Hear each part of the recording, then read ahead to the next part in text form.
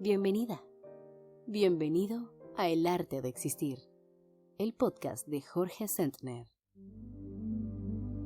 ¿Cómo hacer de nuestra existencia un arte? Soy Jorge Sentner.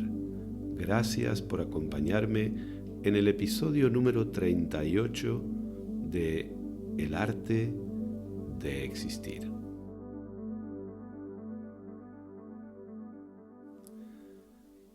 Pronunciaré dos frases que en el fondo significan lo mismo. La primera frase es: cuando nos sentamos a meditar, tenemos que estar dispuestos a morir. La segunda de esas frases es: el camino de la meditación nos conduce al conocimiento de nuestra auténtica naturaleza. Ambas frases son dos formas de decir lo mismo. Nuestro ego tiene que morir para que reconozcamos nuestra auténtica naturaleza. La palabra morir, en este caso, podríamos traducirla como desidentificarnos de.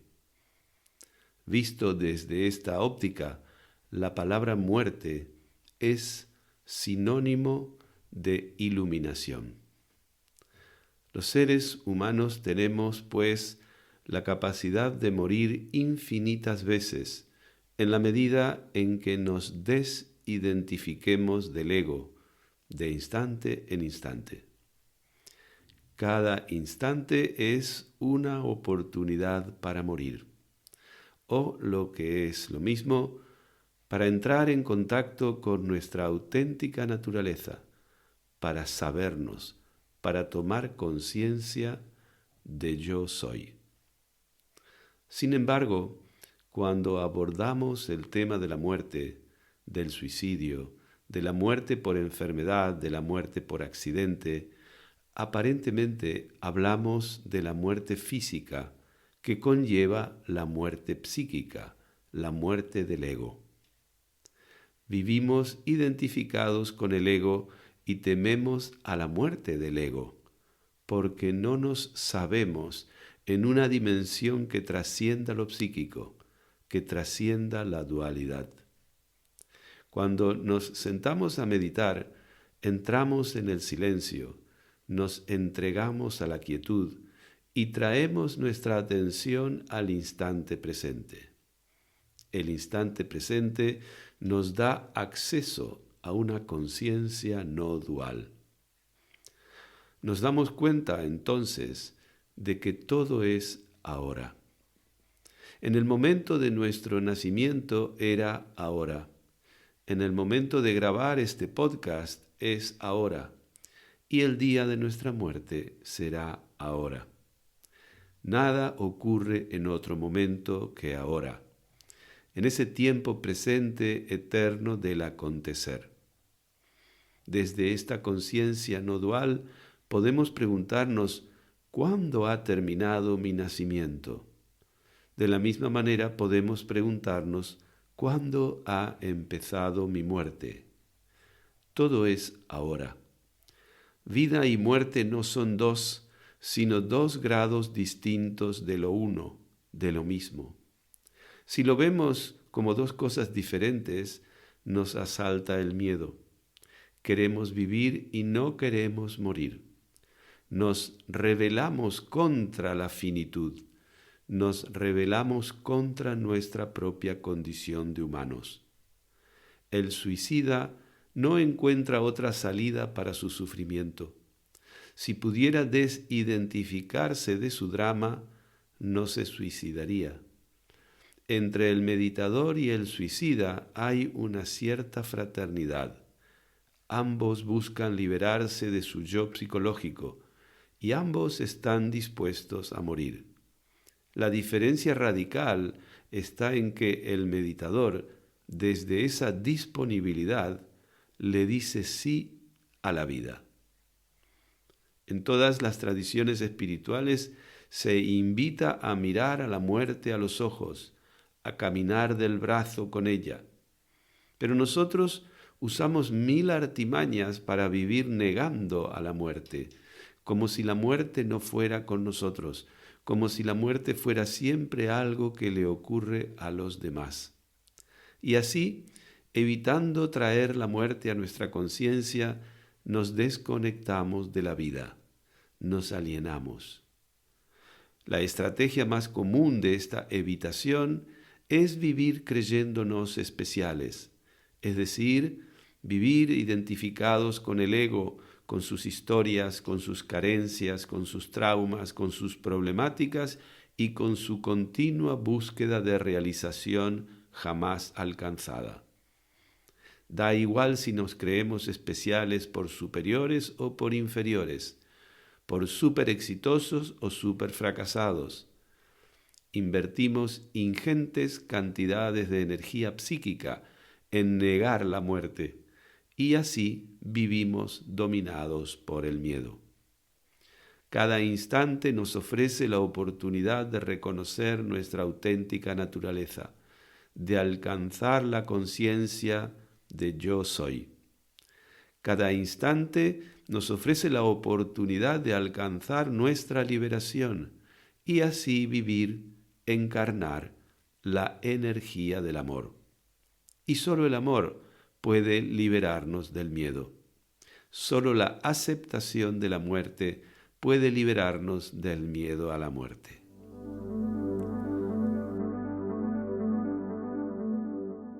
Muchas gracias por acompañarme en el episodio número 38 de El arte de existir.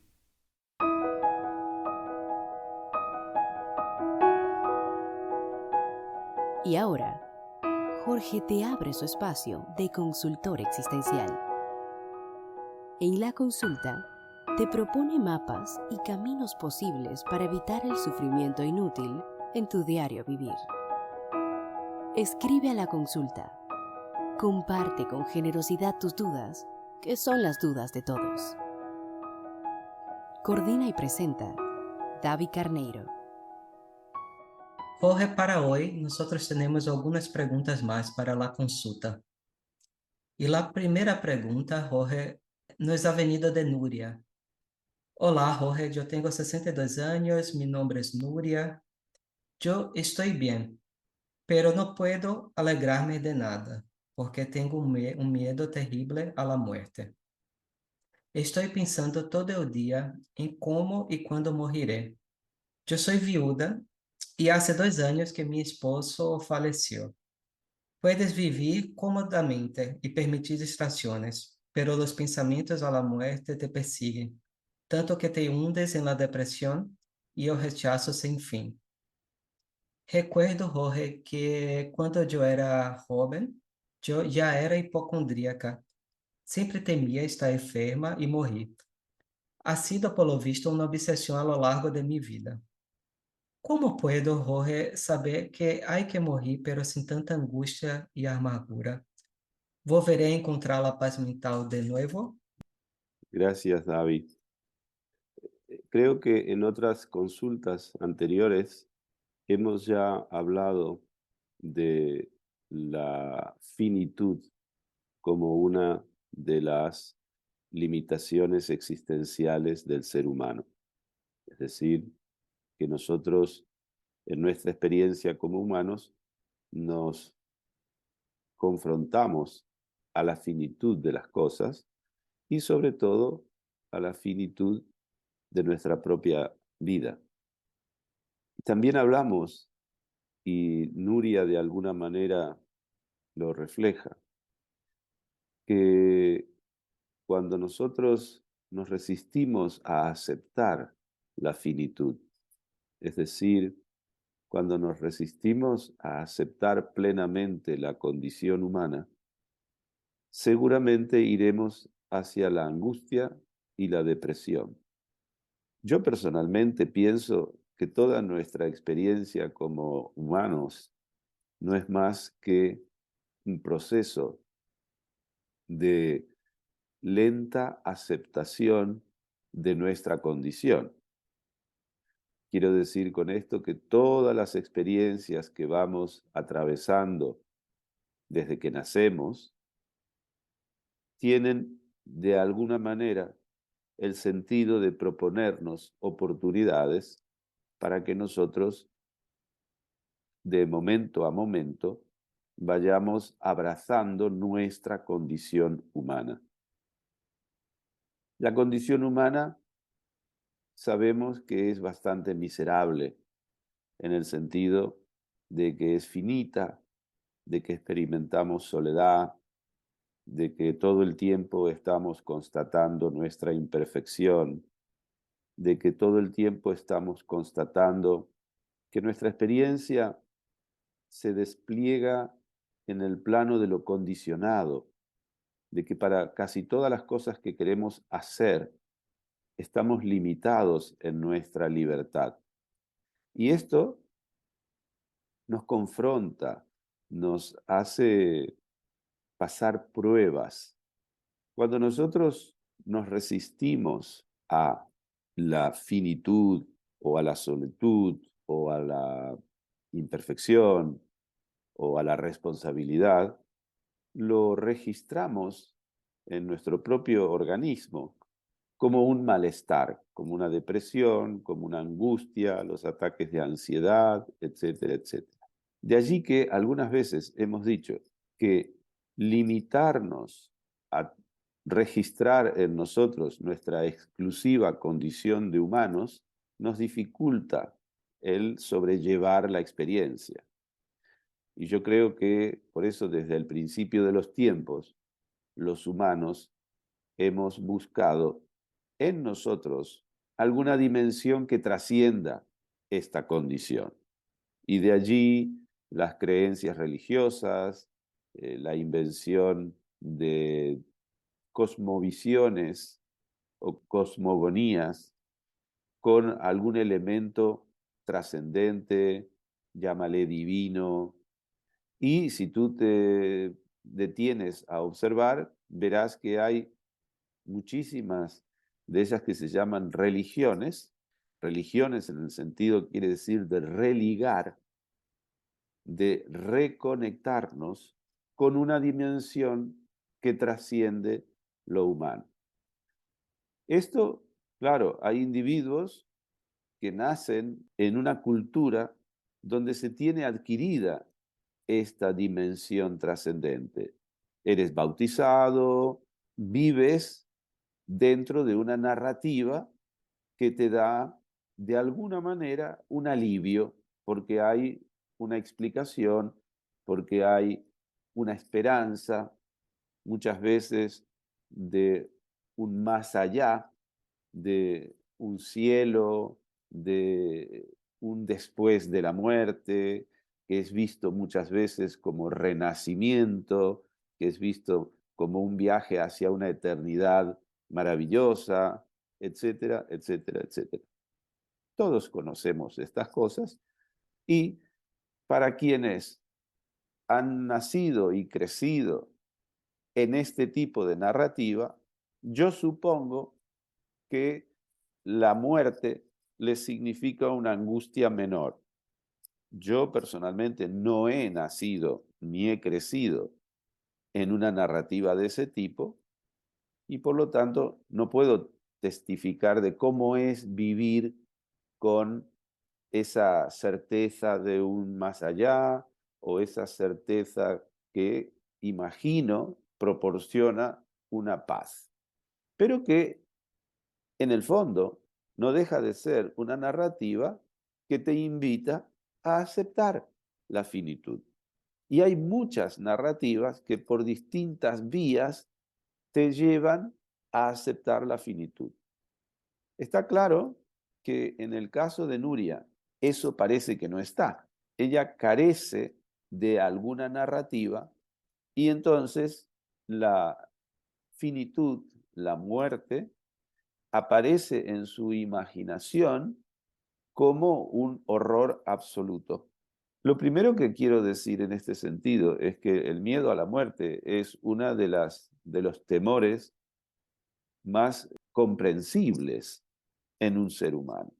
Sería absurdo, ingenuo, enjuiciar a una persona por experimentar el miedo a la muerte. Creo que como especie consciente, es bastante lógico y comprensible que una persona experimente miedo a la muerte. Lo que yo le preguntaría a Nuria es para qué ella ahora, mientras está viva y como dice, sana y bien, y con la posibilidad de disfrutar de su vida, ¿para qué insiste tanto en contarse historias de miedo que no le van a ahorrar la experiencia de la muerte, pero mientras tanto, en el presente, la están perjudicando, la están haciendo sufrir y le están impidiendo hacer de su vida algo agradable y llevadero? Yo tengo cierta sospecha respecto a esta casi obsesión con el tema de la muerte. Y la pregunta que le haría es, ¿para evitar qué está ella contándose todo el tiempo que se va a morir y generándose esos miedos? La respuesta la podemos deducir bastante fácilmente. Ella se está proyectando en un futuro aciago, está generando lo que podríamos llamar fantasías catastróficas. Su atención está puesta en ese relato mental. La primera sugerencia consiste en que busque en su mente lo que llamamos fantasías anastróficas. Ella está en la catastrófica, es decir, lo peor que le puede pasar. La anastrófica es lo mejor que le puede pasar, que nunca se va a enfermar, que siempre tendrá buena salud y que la muerte no la espera en la esquina. Así, en primer lugar, comprenderá que ella se está relacionando con pensamientos, con fantasías. Entonces, una vez que ella tenga la constatación de que en su mente puede encontrar ambos extremos del mismo pensamiento, una es me va a pasar lo peor, lo otro es me va a pasar lo mejor, tendrá la posibilidad de ir al punto medio. Y en el punto medio lo que va a encontrar es el silencio. Es el silencio de este momento, de este presente, en el que está viva y en el que puede empezar a apreciar la vida en toda su intensidad. ¿Qué quiero decir con esto, David? Que lo que ella está manifestando es que tiene miedo a la muerte. Y lo que yo leo es que tiene miedo a la vida. A la muerte y a la idea de la muerte no le tiene miedo, por eso juega con ella. Lo que da miedo es la vida, es vivir el presente con todas sus consecuencias. Y tal vez la consecuencia principal es que el instante presente no tiene ningún sentido intrínseco. Hay un vacío, hay un silencio. Y ante el miedo a ese vacío, a ese silencio, muchas veces echamos mano de una narrativa catastrófica. Es preferible en esa economía del miedo, es preferible estar jugando todo el día con pensamientos terribles a no tener ningún pensamiento, a no tener ningún asidero, a no tener de qué ir a agarrarme para llenar este vacío que siento en la existencia. Este ejercicio que yo propongo, que es en la vida cotidiana, observar cómo el pensamiento catastrófico viene espontáneamente, ir voluntariamente a buscar el pensamiento anastrófico y luego, aunque sea durante segundos, ir familiarizándonos con la nada, con el silencio, con el instante presente completamente vacío, que es donde nosotros, además, si lo practicamos, descubriremos que reside también la plenitud de la vida. Es un proceso de familiarización con el silencio, con el vacío, es decir, con la muerte, es decir, con la plenitud de la vida. Esto puede parecer una paradoja, pero cuando nosotros practicamos meditación y profundizamos en la práctica y lo hacemos con honestidad, vamos a ver que existe en nosotros una conciencia no dual que nos permite realizar esta no dualidad. Podemos llegar a ella cuando nosotros profundizamos justamente en el instante presente. El instante presente es la puerta de entrada a esta dimensión no dual de nuestra conciencia. Y la llave que abre esa puerta se llama la atención. Si nosotros traemos la atención al instante presente y profundizamos en él, es decir, hacemos lo contrario de lo que Nuria está haciendo. Nuria está huyendo del instante presente, se está proyectando en el futuro y en el futuro lo que encuentra es el miedo, la angustia, a la desaparición, a la nada. A esa nada, a ese silencio, a esa quietud, a ese vacío que nosotros podemos experimentar justamente si profundizamos en el instante presente. Entonces, primera cosa, respetar plenamente que un ser humano tenga temor a la muerte, y hay momentos en los que, si nos fijamos, todos tememos a la muerte.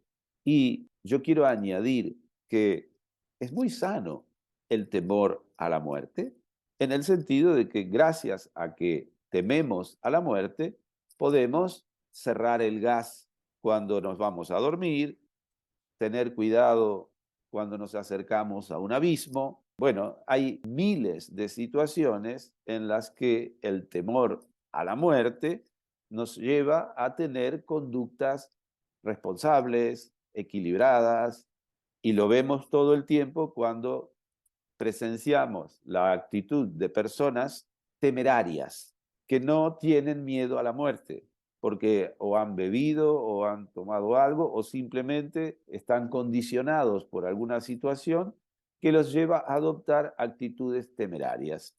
El miedo a la muerte es algo intrínseco de los animalitos, de los seres humanos, y que todo el mundo se cuida gracias a ese miedo. Pero no estamos hablando, como en el caso de Nuria, de un miedo a un accidente, de un miedo a algo, sino de la relación con una fantasía catastrófica. Es con un miedo a un futuro que naturalmente tiene que estar marcado por nuestra desaparición. Entonces, reconocemos ese miedo, no es en sí mismo un miedo patológico. El problema es cuando nos servimos de ese miedo para huir del instante presente. Allí es sí, efectivamente, cuando nos vamos a sentir mal y vamos a sufrir, como solemos decir, inútilmente.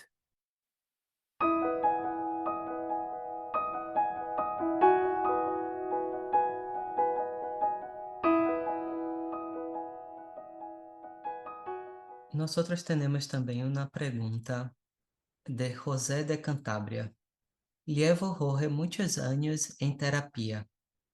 Los últimos 3 viviendo en la montaña de forma aislada, en contacto directo con la naturaleza, centrada en mi búsqueda interior. Pero diría que en el fondo es un constante en mi vida, ya que a los 20 años me fui a vivir en una cabaña en la naturaleza, transitado desde muy joven por diversos caminos de autobúsqueda. Pasan los años y llegando ya a los 50, estoy cansado de sentarme y sentirme cada vez más triste, precario, ansioso y perdido. No logro aceptar, Jorge, este estado constante de falta de motivación y de confianza que se perpetúa sin fin. ¿Qué podría, Jorge, hacer yo para poder desidentificarme definitivamente de este personaje que me tiene preso en sus angustias y que me chupa toda la energía? Yo pienso así al escucharte, David, que lo que cuenta José es algo bastante generalizado, aunque adopte formas diferentes. En él, en la actualidad, ha adoptado la forma de un aislamiento, de un regreso a la naturaleza, de un contacto íntimo con los elementos. Y por la edad que tiene y por lo que cuenta, parece que ya ha transitado no solo por terapias, sino por caminos de autoconocimiento. No sé cuáles serían, pero imagino que podría ser la meditación, el yoga. Quiero con esto señalar que él ha buscado estas vías y otras personas han buscado otras con similares resultados, de seguir en la angustia, de seguir en el sufrimiento. Y ahora está viviendo otra vez en el aislamiento como dice que ha vivido de joven.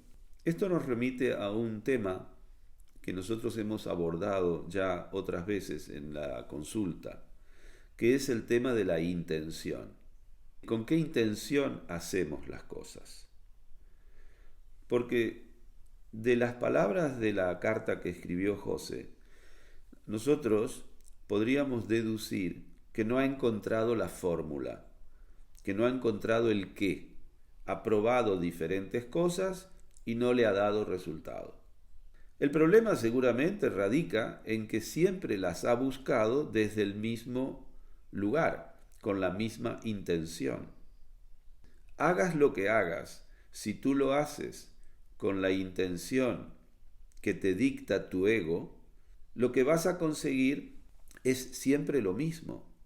Nosotros tenemos dos posibilidades en la vida: movernos desde una intención egoica o movernos desde una intención altruista. Mucho sospecho que lo que José ha hecho es moverse y seguir moviéndose, por cómo se expresa en la carta, desde una intención egoica.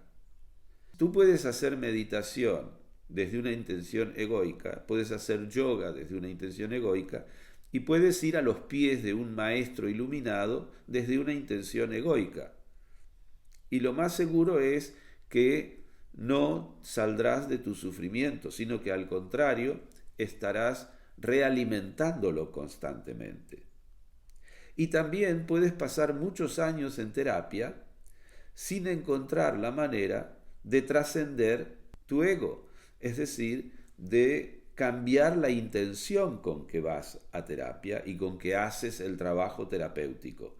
Esto es muy sutil, es muy interno y desde fuera lo único que se puede distinguir son los resultados. Los resultados son la continuidad del sufrimiento. Y siempre que nos situemos en una intención egoica, vamos a sufrir. ¿Qué quiero decir yo cuando digo una intención egoica? ¿A qué me refiero? Me estoy refiriendo a que José, en este caso, ya que él nos sirve de ejemplo por la carta que nos manda, él está movido siempre por el deseo. Fíjate que él hace cosas, y algunas supongo que muy sacrificadas, porque vivir en una cabaña aislado en el campo no debe ser fácil solo, con la intención de liberarse de sí mismo. Él le dice desidentificarme, dice. Toda su intención está proyectada en el tiempo. Él piensa que si hace terapia o si hace meditación o si hace yoga o si se va a vivir a la montaña o lo que sea, un día va a llegar en el que él se va a sentir liberado. Lo que no sabe, evidentemente, es que todo proyecto en el tiempo toda búsqueda en el tiempo, todo propósito en el tiempo es un proyecto del ego, porque nuestro ego existe en el tiempo. ¿Dónde está ese tiempo? Ese tiempo está en nuestra mente. Su atención está puesta en su mente y en su mente encuentra un yo que tiene una historia, que tiene una narrativa, que tiene una infancia, que tiene unas ciertas características. Y él lo está alimentando constantemente, dado que toda su actividad y su existencia están movilizadas desde el deseo de algo. Él está deseando algo. Y siempre que nosotros nos movemos desde el deseo de algo, en este caso de liberarnos, lo que estaremos haciendo es realimentar lo que queremos liquidar. ¿Por qué? Porque el deseo tiene su origen en la carencia. Y si tú te identificas con el que busca, es decir, con quien está impulsado por el deseo, necesariamente estarás realimentando la carencia. Y es un poco lo que le está pasando. ¿Cómo romper con esto? Evidentemente se trata de pasar a otro paradigma y a darse cuenta de que esa liberación que él busca ya es, pero no está en el tiempo. Siempre doy el mismo ejemplo. Es como si vas a comprar gasolina a la farmacia. Estás buscando algo donde no está y por lo tanto no lo vas a encontrar. Lo que José busca está aquí y ahora, está en el instante presente. Y si él no se sitúa en el instante presente, si no abraza el instante presente, si no se entrega al instante presente, si no abre los ojos al instante presente, si no abre su corazón al instante presente, seguirá realizando en sí mismo la carencia de esa paz interior, de ese silencio, de esa calma y de ese sentimiento de plenitud y realización, que es lo que todos buscamos en la vida. Pues eso que todos buscamos en la vida está aquí y ahora. Y si no lo encuentras aquí y ahora, ya no lo encuentras. Es imposible encontrarlo mañana. No está en el tiempo cronológico, está en el kairos, está en el momento presente, en el momento del acontecimiento, en el momento en el que respiro. Por lo que él cuenta en la carta, lleva años completamente identificado con su búsqueda. Soltar la búsqueda es lo que necesita. Soltar al personaje que busca. Soltar al personaje que cree que ciertas condiciones externas le van a hacer encontrar lo que, según él, hoy carece. Hay una cosa general que debemos saber. Nosotros no buscamos ni vivir en la montaña, ni vivir en la ciudad, ni practicar esto, ni practicar lo otro, ni tener un coche deportivo, ni tener una casa en el mar, no. Ni tener pareja, no. Lo que buscamos es sentir algo. Porque de la vida nosotros solo recogemos una experiencia interna, una experiencia sentida. Por lo tanto, ¿cuándo queremos sentir eso que buscamos sentir? Ahora. No podemos sentirlo en otro momento porque el sentir solo es del presente. Si lo estamos buscando en el tiempo cronológico, no lo vamos a encontrar. La mejor manera de acceder a ello es cesar la búsqueda y ver qué es lo que hay ahora. Cuando yo me conecto con lo que es ahora, me conecto con quien soy ahora. Y en ese momento tomo conciencia de yo soy. Y no hay ningún aditamento, no hay ninguna adjetivación. No es yo soy un buscador, o yo soy un sufridor, o yo soy... No, es yo soy. Aquí ahora es toda la conciencia que podemos tomar. Y en ese yo soy es que encontraremos la plenitud, es que encontraremos el sentimiento de realización y es que encontraremos la paz interior.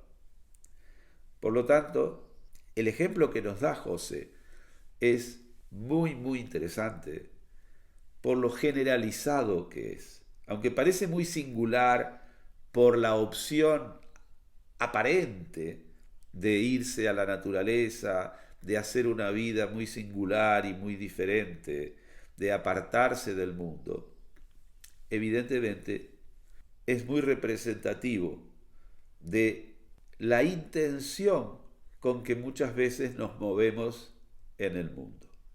En el caso específico de José es flagrante. ¿Por qué es flagrante? Porque además busca apartarse de la gente. Hay todo un sentimiento en este buscar apartarse de la gente que de algún modo es no os necesito. Soy tan distinto, soy tan diferente, soy tan único, soy tan singular que no puedo vivir con vosotros. Y entonces me voy a ir al contacto con la naturaleza. Y aquí tenemos otro elemento, que es considerar a la naturaleza como algo ajeno a nosotros mismos. Las personas que hemos practicado meditación, y si lo hemos practicado en el contexto del budismo, sabemos que la práctica en el budismo justamente conduce al reconocimiento y el encuentro de nuestra propia naturaleza auténtica, que no es otra que la misma naturaleza de la montaña o la misma naturaleza de un perro. Es la naturaleza. No hay dos naturalezas. Este esfuerzo de José por irse al encuentro de la naturaleza, que imagino salvaje y aislada, es la expresión de su búsqueda de contacto con su naturaleza. Y esa naturaleza la arrastra con él desde que existe, solo que no está conectado con ella. Él está conectado con un individuo que solo existe en su mente y que está viviendo en el tiempo. La solución, entre comillas, a su sufrimiento está en el instante presente. Pero para ello tiene que traer su atención al instante presente, conectarse con su auténtica naturaleza y ahí resignar esa identidad del sufriente, del buscador, a la que evidentemente está súper adicto.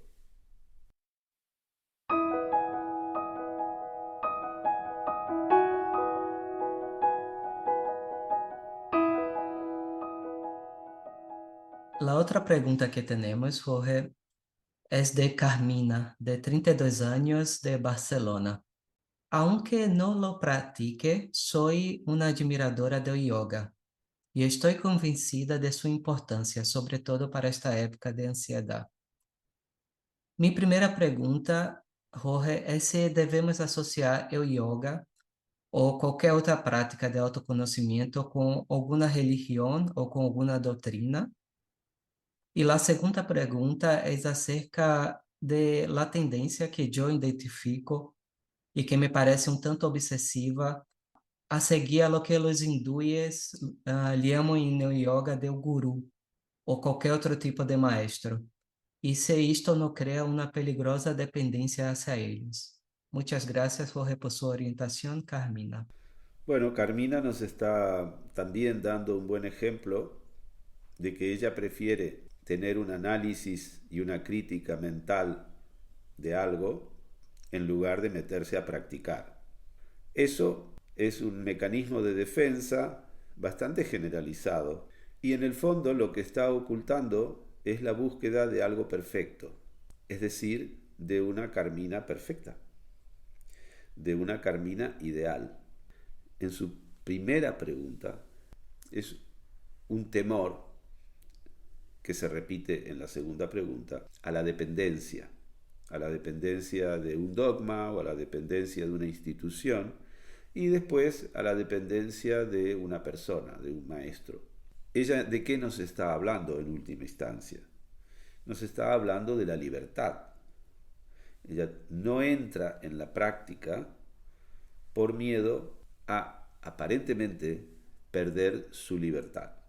Es decir, que de lo que me está hablando, o que yo leo en su pregunta, es de su deseo de libertad. Porque evidentemente en sus cuestionamientos subyace este temor a perder su independencia, a perderse a sí misma. Y claro, las prácticas de autoconocimiento son para ir al encuentro de sí mismo, no para perderse a sí mismo. Y muchas veces pasan, en algunos casos, por caminos que tienen instituciones detrás o que tienen maestros detrás. En todo esto, si yo me detuviera a explicarle que hay grupos sectarios o que hay dogmas sectarios o que hay maestros abusadores de su poder, bueno, me parece demasiado obvio y no tendría ningún sentido. Creo que no es lo que a mí me llega de su pregunta. De su pregunta lo que me llega es su miedo a la libertad. Esto es lo que yo creo que esta chica está expresando en su pregunta. Muchas veces, cuanto más insistimos en buscar la libertad, más miedo tenemos a la libertad. ¿Y esto por qué? Porque yo sospecho que la libertad de la que ella está hablando sin decirlo es la libertad de hacer lo que ella quiera y no lo que quiera una iglesia o una religión, un dogma, unas consignas o lo que quiera un maestro. Pero el ser humano quiere experimentar la libertad, necesita experimentarse libre. Y es justamente en un camino de autoconocimiento y de maduración personal cuando descubre que la libertad no es la libertad de hacer lo que uno quiere, cuando quiere. Eso es la esclavitud de nuestro deseo. Lo que ella necesita conocer es la libertad de ser ella misma. Y eso, tal vez la práctica puede ayudarle, si se entrega a una práctica, si se entrega tal vez a un maestro.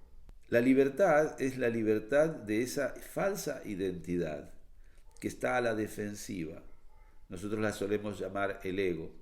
Y es de esa identidad con el ego que nosotros vivimos prisioneros. Y es de ella que necesitamos liberarnos. ¿Para qué? Para experimentar la libertad que ya somos. La libertad, como la paz interior, como el amor, como la plenitud, no son cosas a obtener del exterior, son cosas a encontrar en nosotros mismos porque nos constituyen. Esa es nuestra auténtica naturaleza. ¿A través de qué lo voy a conseguir tocar, experimentar? Pues a través de prácticas que me permitan justamente la rendición de ese ego, de esa identidad mental a la que estoy completamente atrapado, en la que estoy atrapado, encarcelado y apegado. Las prácticas, las disciplinas, precisamente han sido generadas para llevarnos a lugares de rendición.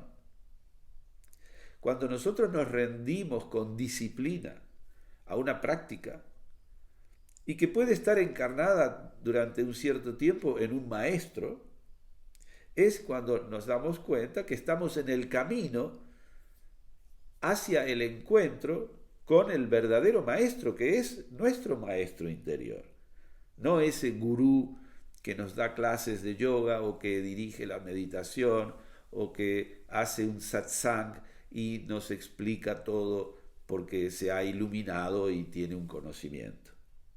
El camino es hacia nuestro interior, hacia nuestra esencia, y pasa muchas veces por ciertas disciplinas, ciertas prácticas, Y esas prácticas y esas disciplinas a veces están enmarcadas o encuadradas en, podríamos decir, movimientos religiosos o movimientos que se llaman espirituales, pero hay muchos caminos de lo mismo que son perfectamente laicos y también existen y consisten en el fondo en lo mismo, que es rendir el ego.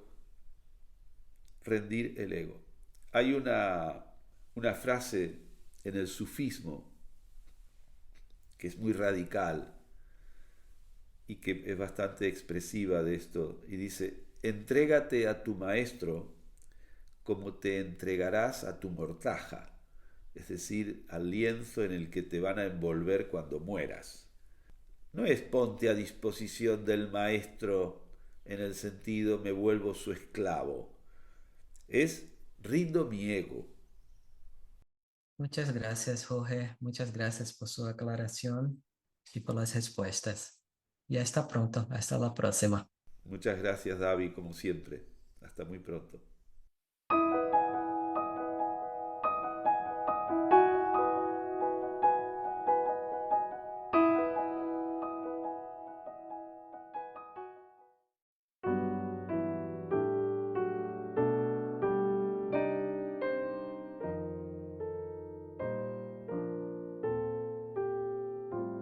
Muchas gracias por escuchar este podcast.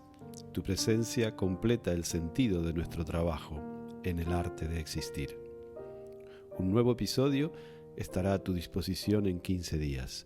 Si lo deseas, tienes la posibilidad de suscribirte a través de Spotify, Apple Podcast o la plataforma de tu preferencia. Te recuerdo que puedes hacernos llegar tus preguntas para la consulta o la sugerencia de temas que consideres de interés al correo electrónico jorgesentner@elartedeexistir.com. Para mantenerte al día de las actividades que propongo, talleres de grupo, retiros de meditación, charlas, publicaciones, etc., no dudes en suscribirte a nuestra newsletter o seguir las redes sociales que figuran en la descripción de este episodio. Hasta muy pronto. Soy Jorge Sentner.